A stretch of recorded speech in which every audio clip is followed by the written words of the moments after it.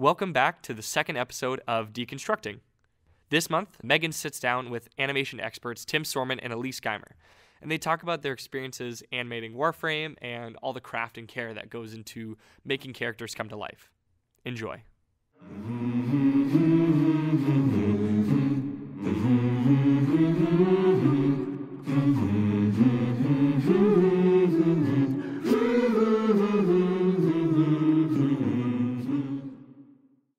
Welcome back to Deconstructing. I'm your disembodied host, Megan Everett, and today joining me, we have Tim and Elyse. Hi. Hi, you can't hear us waving. You can't hear us. We are waving. That's true, they can't hear that. So what are your current positions here at Digital Extremes? I am a senior animator. Yeah, and I'm Elyse, and I'm an animator. Just an animator. Just, yeah, I keep asking them to put something ahead of it so it sounds cooler. I went with 3D animator for a while, just because it's like, when you're like, oh, I'm an animator, and they're like, an animator what? And I'm like, I'm an animator. That's a, yeah. You're a space ninja animator. Yeah, That's man. pretty good. Ooh. I'm a imagination seeking, no, too far. All right, so both are animators, which is super exciting because Warframe is huge on the animation aspect. And each of you have done some really cool things within Warframe that I obviously want to touch on.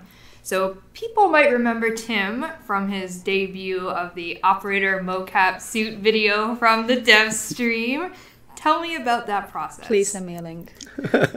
Like, you want to know the process of how the recording works? Yeah, or and even how just somehow I wound up being the person in this. I'd love to know how you were chosen out of everyone to be in that operator. That's a very short story. Nobody else wanted to do Okay, it. good, So, yeah. good.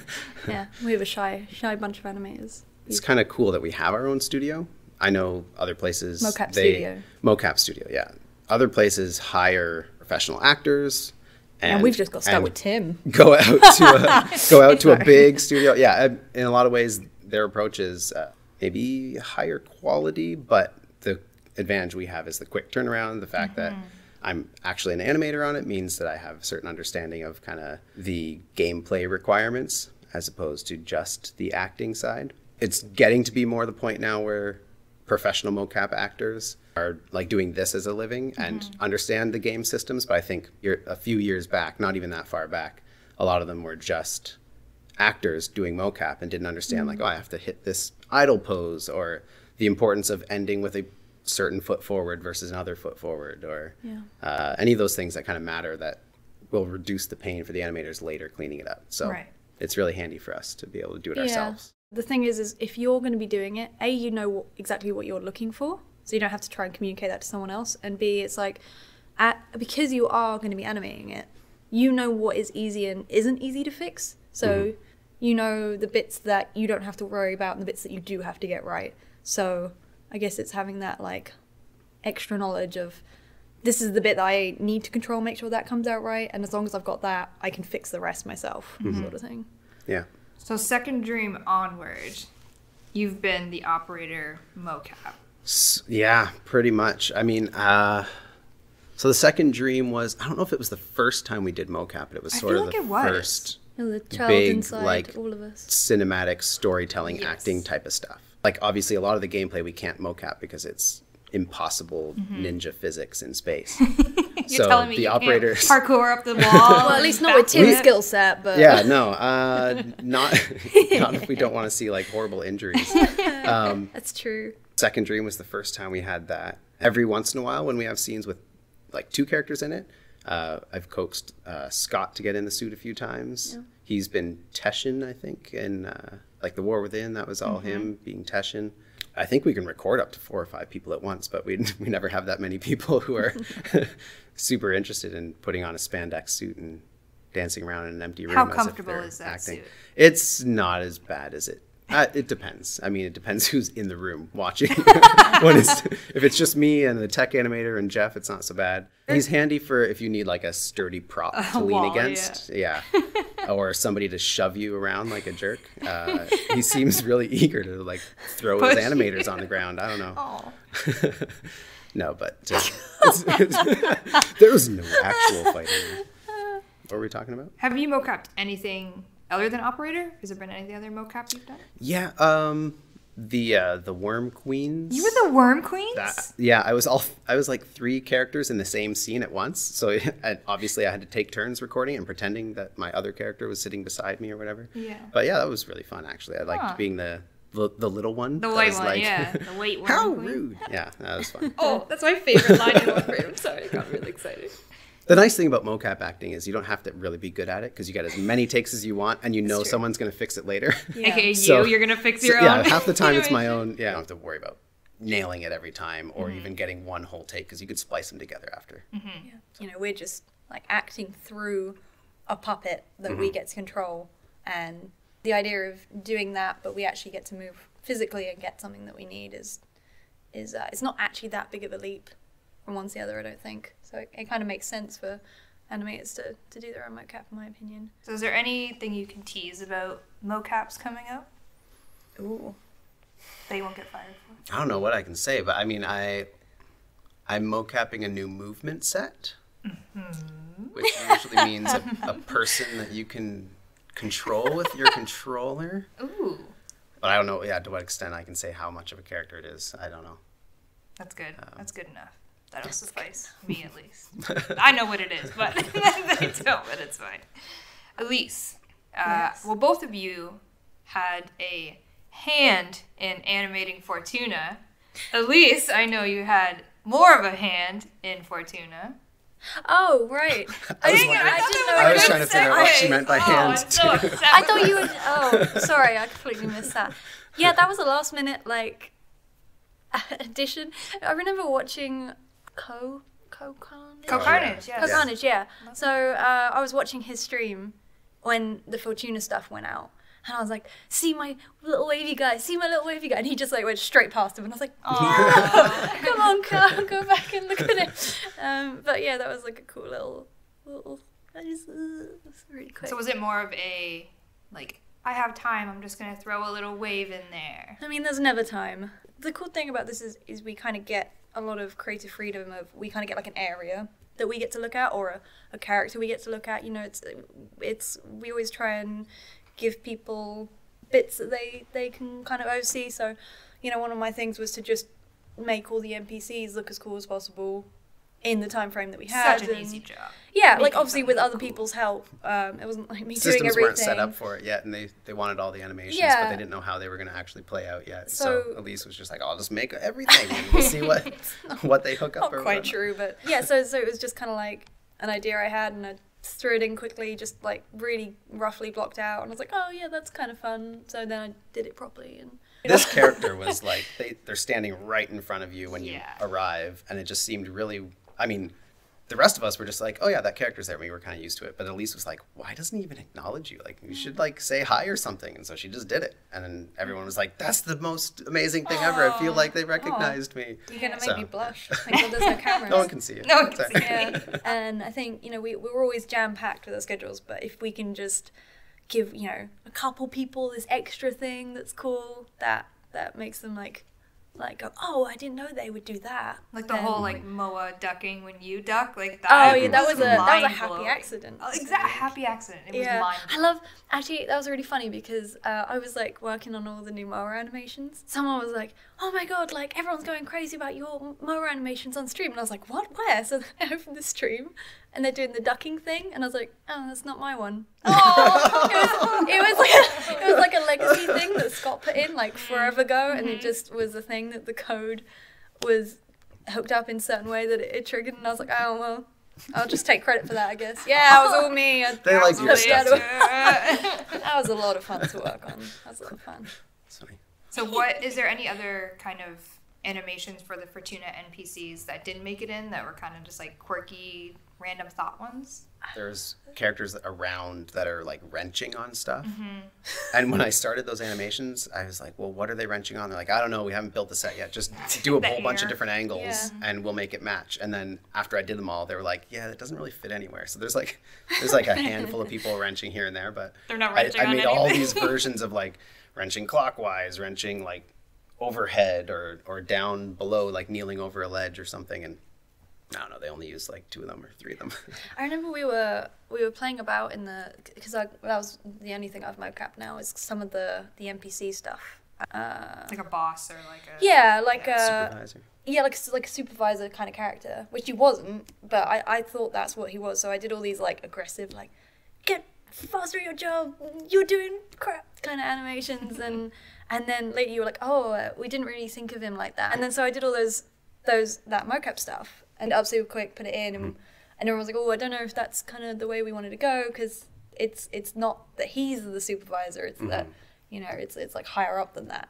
But then we put it in and it was like, oh no, this is kind of cool. It's like they're all stressed out. And so that was like a happy accident that...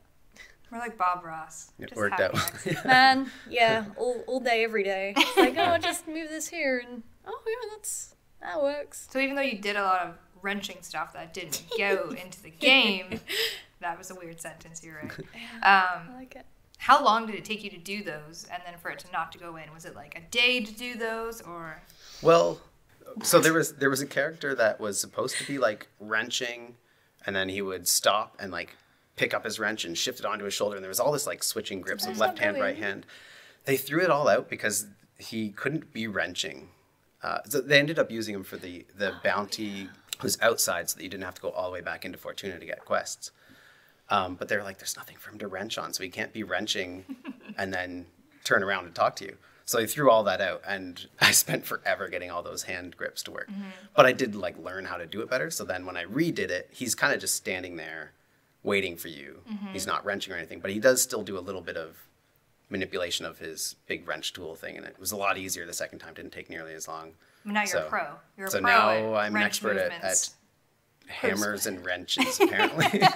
So other than the waving guy at the beginning of the Fortuna, if you haven't seen him, go wave to him. What else have you... Give him some love. Give him some love. Can't high five him. He just wants a friend. Oh, I'd love to do the high five, but maybe one day. It's my grade. So what other characters in Fortuna have you animated? So I think I did most of literally the NPCs. So most of the like non-voice characters. So most of the guys that weren't the fringe guys, which Tim did, like that you see like standing around, or like a lot of it was like doing different pose changes, different idols, and we had like one guy that was times 50 like all over the thing, and it was like, oh, it's just the same thing over and over again. So I tried to like break it up and do new stuff. I think it's always cool to try and explain to people who don't animate, because I feel like, you know, when you see like a concept art, you're like, oh, someone's like digitally painted that, I kind of get that. Or when you see a character model, it's like, oh, I get that, like they've had to go in and add the pause, and they've had to, you know, construct the mesh, and you show someone animation and then they're like, cool, he's waving, or he's bowing, or he's walking. Like, it looks correct. Like, what did you do? Like, oh, so you made that character? I'm like, well, I didn't make them. Yeah. And then when I try and explain, like, none of the weight or the movement or the timing or any of that, like, exists outside of what we create, you know, except for mocap where we get a base, but even the base, like, we have to do a lot to make it look cool, and, you know, to understand, like, what it is we do all day, we have to create something that tricks you into believing that it's a real character with a real personality that has movement and that lives and breathes in that world. And then if you make any new animations for that character, you still have to make sure it has the same personality, and, you know, every single person's going to walk slightly differently and move slightly differently, and that's the bit that takes all the time, is like figuring out who that person is and what they move like, and how do we make that different from every other thing in the game. Yeah, I like to think that, like, sometimes when there's bugs in Warframe, which never happens, and like a character will like T-pose, I like to think that like that's like the dead version, and the animators make it the alive version and put the life into it, where it's not T-pose and not super static. I try to say it like it's a puppet. Yeah. It's just like a puppet you're used to in real life, but it's in the computer instead. Yeah. Yeah, it's a good analogy. We're just there, the but puppet it doesn't move masters unless of you the make game. Oh, puppet masters. Yeah, no, it's great. We breathe life into the characters. You know, I think my favorite moments are always when, like, I'm talking directly with a character artist that's like making this thing, and it's gone through, like, someone's designed it and then someone's made it, and then we just get like, oh, this is like a description of that personality or what our idea for this is, and then we actually first start doing the animations, and then the character artist sees it and they're like, whoa, this looks so cool, it's moving, whoa, you know. That's always a really nice moment. It's been fun. It's a great team. Great. Really, like, people here really care a lot. And Except for that's Jeff. really cool. Jeff's just mean. Yeah, except for Jeff. He just doesn't give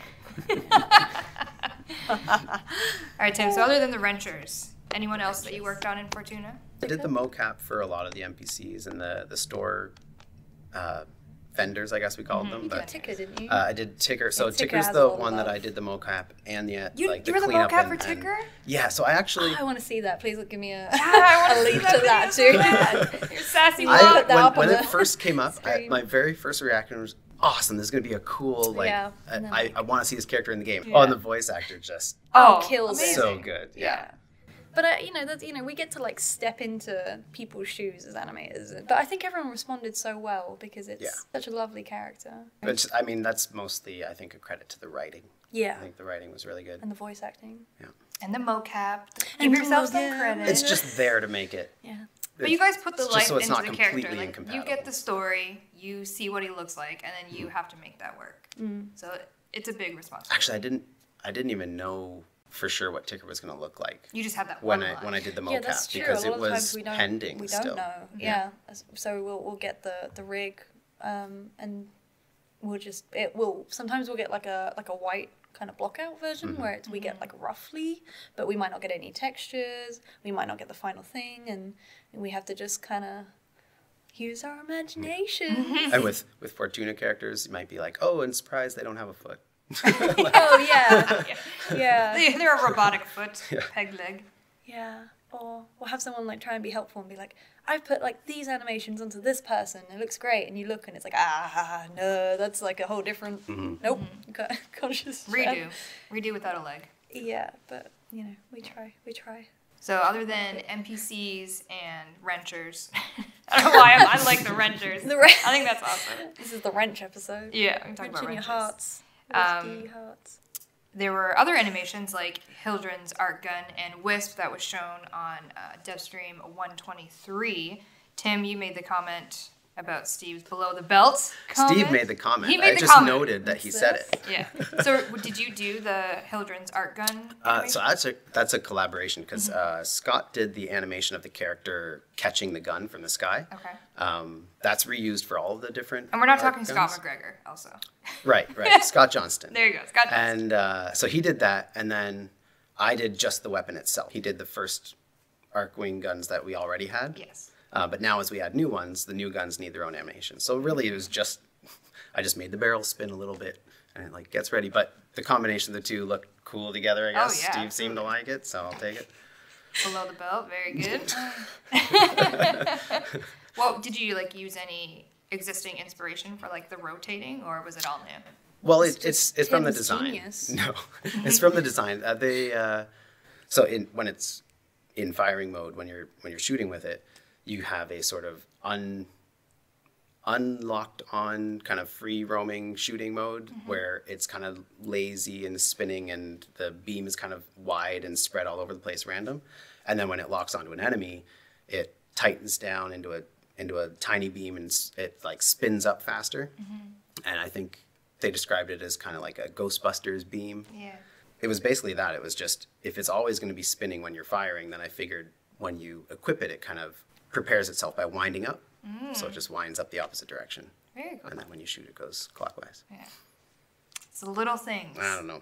It's cool. We just live in a playground. I just look for whatever parts on the gun move and I move Throw- them. So, yeah. it, look, so What it can doesn't I look move? like it's Yeah. just sitting still. Paint at the wall and see what sticks. So other than Hildren, we showed Wisp, and personally, I'm obsessed with the movement of Wisp, and we've barely shown Very cool. anything of her, but I'm obsessed. So where did that come from, Elyse? I'm so lucky to begin to work on her because I really love working on. Well, I have worked on floating women in the past, funnily enough.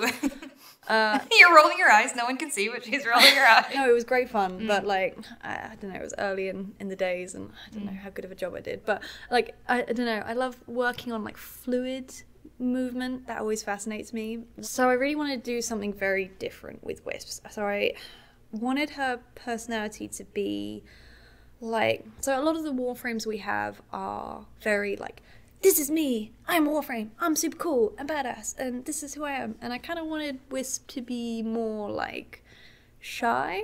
Like, not shy, but like coy. I think She's of her like reserved. smoke. Yes. So I, like I said with the fire thing, I was like, I want her to feel like smoke, which doesn't make any sense to anyone else but me. But I want it to feel like rolling smoke. So she's supposed to be like light and ethereal, and I tried to do something different from the kind of breathing, floating.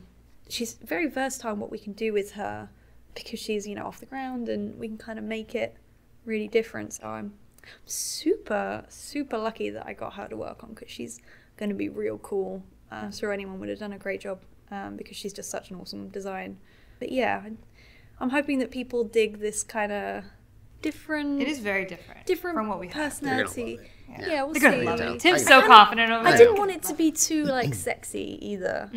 She's got like this sort of I don't know. Like I don't want it to be not predatory sexy. feel. That's how when I see it, like she's got this Like a little sine subtle- wave going through, but her head is like Yeah. leading it, like a snake, like just waiting for Yeah, I just time to attack, like elusive kind of like now you see attack me, from now the you shadows, don't. not like here I am, But smashed also, through the middle. it was really interesting reading through what people's reactions were on the I think it got posted on the Warframe Twitter thing. Went through and just had a look at the comments just to see if anyone there was like any parts that didn't strike cool. But everyone seemed fairly positive, and also picked up a couple ideas from some people. So we'll see. I hope people like it, and fingers crossed I get time to do a movement set. But we have no time. There is no time. Well, Jeff said on the thing He that did. she was going to have. That was literally I like forget what he said would be unique. Was it dodges or sprint or she's something? definitely sprint, she's the custom definitely, sprint, A yes. custom she's sprint, definitely getting a custom sprint. Ooh.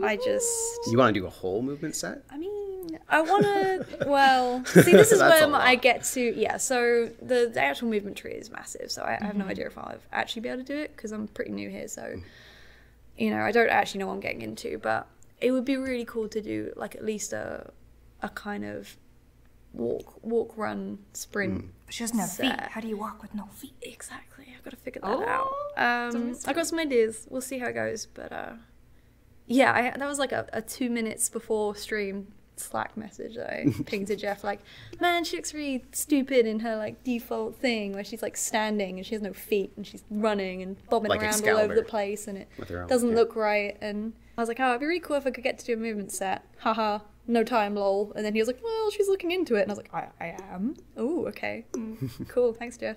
Write that down. Something to do. But we've got a lot going on, so no promises. So speaking of Jeff, he's not here to defend himself. How's the Hydroid Prime and Zephyr Prime trailer coming? Done. Okay. Yeah. Oh, we've had that for years. I mean, yeah, like as far as I know, the animation's done. Yeah. But He was saying that it needs it needs ballast, right? I'm not entirely sure. I probably can't answer the why it's not out, above our but from pay what I grade. understood, it was something along the lines of, because of lore or story reasons, Ballas, who traditionally narrated all of these, would need to be either rewritten or changed to somebody else or what, and so and then like you'd have to bring voice actors back in or whatever, and I don't know if they just can't decide on what they want to do with it, or if they've decided they're not going to do it, or I don't know. It's out of our hands at this There point. is a Zephyr Prime one? Zephyr Prime's done, I think. What? I don't think it was Zephyr Prime. The animation's done, but I don't think like effects or anything, because it was already that finished animation right around the time when we were like, oh, I guess we're not sure what's happening with these. So I think it kind of just stopped right after animation. So it didn't get through to like lighting effects, audio. I had a friend of mine, Jim Leadham, who, Jim, good old Jim. He did a talk in Toronto a couple months back, and he had this like quote he said, and I just thought it was the best thing ever, because I kept trying to explain to people like what it was like working in digital extremes versus other game companies, and I kept saying it's like a big game jam, like it's not like normal, it's like this big, everyone's like clubbing to get in. He said at the talk, he said like, oh, I kind of like saying to people that working at DE is kind of like working in the Wild West. And I'm like, that is so true. Like everything's changing all the time, and it's also like, everyone just wants to do what's best for the players, but that means that everything's kind of, you gotta just kind of roll with whatever's going on at the minute. But that's really cool, because a lot of companies will have stuff set in stone for like the next 4 or 5 years, and that is cool, but then it means that you can't kind of just fly in and be creative and suggest changes all the time. That doesn't always happen, because usually there's a very set, step process that a load of people have worked out, but it's not like that here. I think I made a suggestion at one point, like, oh, wouldn't it be cool if we did this thing? And 2 days later it was in the game. And it's like, that's craziness. Like, that I can just be like, I made this thing, and everyone's like, cool, it's in. And it's like, oh, that's amazing that we get to work like that. It's getting there. Yeah, there's a willingness to experiment and try new things. It's kind of like, this might blow up in our faces, but we won't know until we try. And that's what changes. It's fine. It's super fun because it's when